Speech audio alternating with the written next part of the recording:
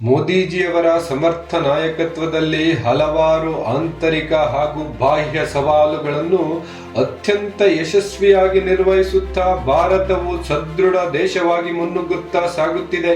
ಇಂತಹ ಸಂದರ್ಭದಲ್ಲಿ ದೇಶದ ಪ್ರಗತಿಗಾಗಿ ನಾನು ಕೂಡ ಕೊಡುಗೆ ನೀಡಬೇಕೆಂದು ಹಲವಾರು ರಾಷ್ಟ್ರ ಪ್ರೇಮಿಗಳ ಮನಸ್ಸಿನಲ್ಲಿ ಅನ್ನಿಸುತ್ತಿರಬಹುದು. ಕೆಲವರಿಗೆ ಮಾರ್ಗಗಳು ಸ್ಪಷ್ಟವಾಗಿ ಗೋಚರವಾದರೆ ಮತ್ತೆ ಕೆಲವರಿಗೆ ಏನು ಮಾಡಬಹುದು ಎನ್ನುವ ಪ್ರಶ್ನೆ ಹಾಗೆಯೇ ಕಾಡುತ್ತಿರುತ್ತದೆ.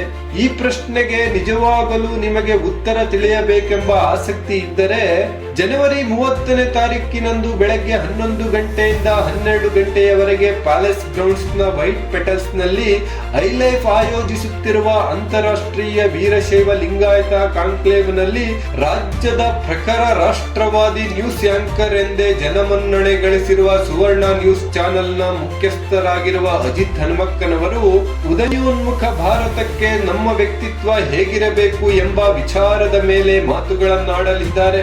ಸದೃಢ ಭಾರತ ನಿರ್ಮಾಣದಲ್ಲಿ ನಾವು ಕೂಡ ಏನಾದರೂ ಮಾಡಬೇಕು ಅನ್ನುವ ಆಸಕ್ತಿ ಇರುವ ಪ್ರತಿಯೊಬ್ಬರು ಈ ಕಾರ್ಯಕ್ರಮಕ್ಕೆ ತಪ್ಪದೆ ಆಗಮಿಸಬೇಕಾಗಿ ಈ ಮೂಲಕ ಕೋರಿಕೊಳ್ಳುತ್ತಿದ್ದೇವೆ. ಸ್ವಾವಲಂಬಿಯಾಗಿ ಸ್ವಾಭಿಮಾನಿಯಾಗೋಣ.